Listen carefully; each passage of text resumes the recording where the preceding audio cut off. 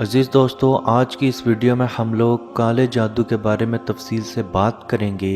یعنی جب بھی کسی انسان کے اندر جادو کیا جائے یا جادو کروایا جائے تو جادو شروع ہونے کی کیا نشانیاں ہیں، یعنی کہ وہ سمٹمز جن کی وجہ سے آپ جان سکیں کہ آپ پہ جادو ہو چکا ہے۔ اور یہ سمٹمز جادو شروع ہونے کے فوراً ساتھ ہی نظر آنا شروع ہو جاتی ہیں، اور اگر آپ کو جتنی جلدی معلوم ہوگا آپ پہ جادو شروع ہو چکا ہے اتنی ہی جلدی آپ کو جادو ٹوٹنے میں آسانی ملے گی۔ عزیز دوستو، یاد رکھیں ضروری نہیں کہ ہر انسان پہ جادو موجود ہو، کیونکہ لوگوں کا یہ ماننا ہے کہ اگر آپ صلی اللہ علیہ وآلہ وسلم پہ جادو ہو سکتا ہے تو ہم لوگوں پہ جادو کیوں نہیں ہو سکتا۔ تو یاد رکھیں، عربوں میں ایک چیز بہت زیادہ مشہور تھی کہ آپ صلی اللہ علیہ وآلہ وسلم جادوگر ہیں، اور عرب کے لوگ یہ چیز بخوبی جانتے تھے کہ جادوگر کے اوپر کبھی بھی جادو نہیں ہو سکتا۔ لیکن جب آپ صلی اللہ علیہ وآلہ وسلم پہ جادو ہو گیا تو اس جادو کی وجہ سے لوگوں کو یہ معلوم ہو گیا کہ آپ صلی اللہ علیہ وآلہ وسلم جادوگر نہیں ہیں، ورنہ اللہ کی مرضی کے بغیر کبھی بھی کسی انسان پہ جادو نہیں ہو سکتا۔ اگر جادو کرنا اتنا ہی آسان ہوتا تو حضرت عمر، حضرت ابو بکر، حضرت عثمان غنی یا حضرت علی رضی اللہ تعالی عنہ پہ جادو کیوں نہیں ہوا؟ اس کے برعکس اماں عائشہ رضی اللہ تعالی عنہا پہ بھی جادو ہوا تھا جو ان کی لونڈی نے ہی ان پہ کیا تھا۔ عزیز دوستو، جادو شروع ہونے کی چند مخصوص نشانیاں ہیں جن میں سب سے پہلے آپ کے کندھوں میں درد محسوس ہونا یا کندھوں پہ بوجھ محسوس ہونا شروع ہوتا ہے۔ یہ درد زیادہ تر دائیں کندھے کی طرف سے لے کے گردن کے آدھے حصے تک موجود رہتا ہے، لیکن بعض لوگوں میں یہ درد بائیں کندھے سے لے کے ان کی آدھی گردن تک موجود رہتا ہے۔ اور اس کے ساتھ ساتھ جب بھی آپ اپنا میڈیکل ٹریٹمنٹ یا میڈیکل چیک اپ کروائیں تو آپ کی رپورٹس بالکل نارمل آتی ہیں۔ اور اسی درد کے ساتھ ساتھ ڈرانوے یا برے خواب آنا شروع ہو جاتے ہیں، یعنی کہ جب آپ سوئے ہوں تو آپ کو ایسا محسوس ہو کہ آپ اونچائی سے نیچے گر رہے ہیں، یا آپ کو ایسا محسوس ہو کہ جانور آپ کا پیچھا کر رہا ہے، یا آپ اپنے آپ کو خواب میں بہت زیادہ کمزور اور لاچار پائیں، یا گوشت کی خوشبو دیکھیں، یا خواب میں بالکل سنسان جگہ دیکھنا شروع کر دیں، یا خواب میں کوئی چیز کھانا محسوس کریں، تو یاد رکھیں یہ جادو شروع ہونے کی ہی علامتیں ہیں۔ اور اس کے ساتھ ساتھ دن کے وقت آپ کو کبھی کبھار اچانک سے اپنا نام سنائی دینا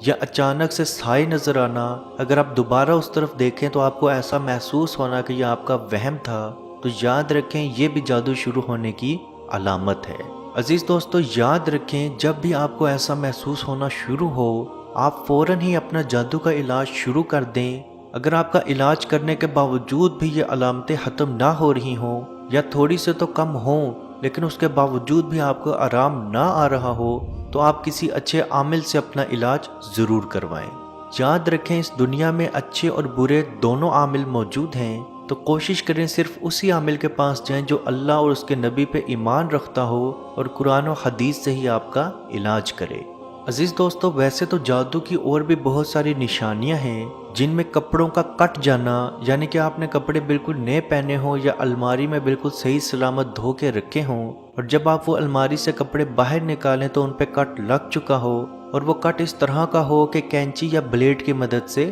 کاٹا ہو۔ قیمتی چیزیں یا آپ کی روزمرہ کی استعمال شدہ چیزیں چوری ہو جانا، جیسے آپ کا کنگھا، آپ کا ٹوتھ برش یا کوئی بھی ایسی چیز جو آپ پہنتے ہوں، آپ کی جولری، آپ کی گھڑی یا کوئی بھی ایسی چیز چوری ہو جانا، سینے میں بہت زیادہ گھٹن محسوس ہونا، اور یہ گھٹن خصوصی طور پر عصر کی نماز سے لے کے آدھی رات تک رہنا، عورت کا حمل میں بچہ ختم ہو جانا یا بچہ ہونا ہی نہیں جبکہ شوہر اور بیوی کی میڈیکل رپورٹس بالکل کلیئر ہوں، اور اگر بچہ ہو بھی جائے تو 30 سے 40 دن کے اندر اندر پیلے کلر کے دست کرتے ہوئے بچے کا مر جانا، اور جب وہ بچہ مرنا تو اس کا رنگ جامنی رنگ کا پڑ جانا، سر، سینے، کندھے، کمر میں بہت زیادہ بوجھ محسوس ہونا، نماز، اذان، قرآن سے کراہت محسوس کرنا اور اس سے دور بھاگنا، شوہر اور بیوی کا یکدم لڑائی جھگڑے شروع ہو جانا اور بعد طلاق تک پہنچ جانا، جسم پہ بال نظر آنا اور وہ بال آپ کے نہ ہوں، منہ یا جسم کے کسی حصے سے بہت زیادہ بدبو آنا، سوئی یا کسی تیز چیز کا چبھنا یا لگنا محسوس ہونا۔ عزیز دوستو، یہ بھی جادو کی علامات ہیں، اور یاد رکھیں جب بھی آپ کو یہ علامات نظر آئیں تو اپنا جلد سے جلد علاج کروانا شروع کریں، کیونکہ جادو کا علاج جتنی جلدی آپ شروع کریں گے وہ جادو اتنی ہی جلدی ختم ہوگا، اور اگر جادو ہوئے ہوئے زیادہ عرصہ یا زیادہ ٹائم ہو چکا ہوگا تو اس جادو کا خاتمہ کرنے کے لیے اتنی ہی محنت، اتنا ہی ٹائم لگے گا۔ اب علاج کیسے کیا جائے؟ تو جادو کے علاج کے لیے نبی کریم صلی اللہ علیہ وآلہ وسلم کا فرمان ہے، جو شخص رات سونے سے پہلے آیت الکرسی، سورہ بقرہ کی آخری 2 آیات، سورہ فلق، سورہ ناس دونوں ہاتھوں پہ دم کر کے یعنی تھو کر کے پورے جسم پہ پھیر لے، اس کے اوپر جادو یا جنات کا اثر مکمل طور پہ 3 دن کے اندر اندر ختم ہونا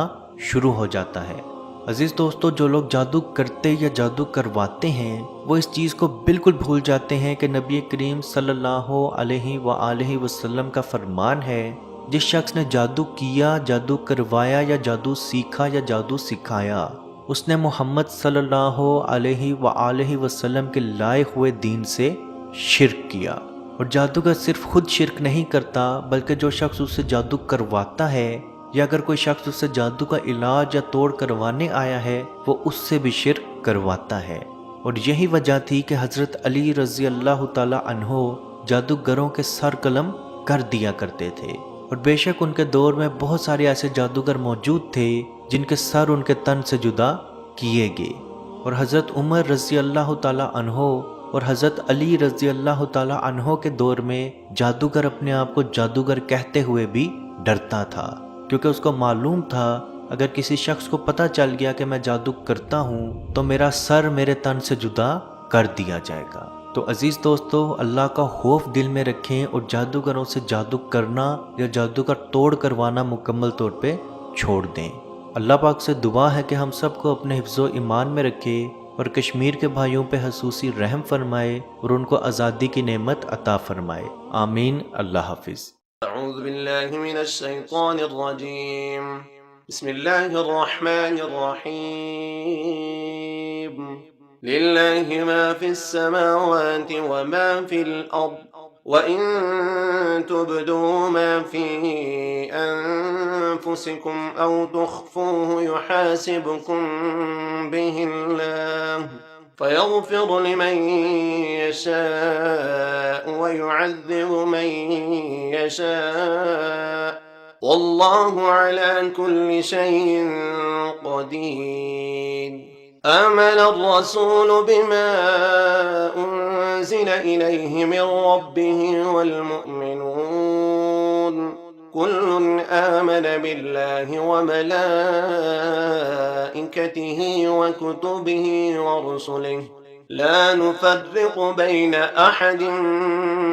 من رسله وقالوا سمعنا وأطعنا غفرانك ربنا وإليك المصير۔ لا يكلف الله نفسا إلا وسعها، لها ما كسبت وعليها ما اكتسبت، ربنا لا تؤاخذنا إن نسينا أو أخطأنا، ربنا ولا تحمل علينا إصرا كما حملته على الذين من قبلنا، ربنا ولا تحملنا ما لا طاقة لنا به، واعف عنا واغفر لنا وارحمنا، أنت مولانا فانصرنا على القوم الكافرين۔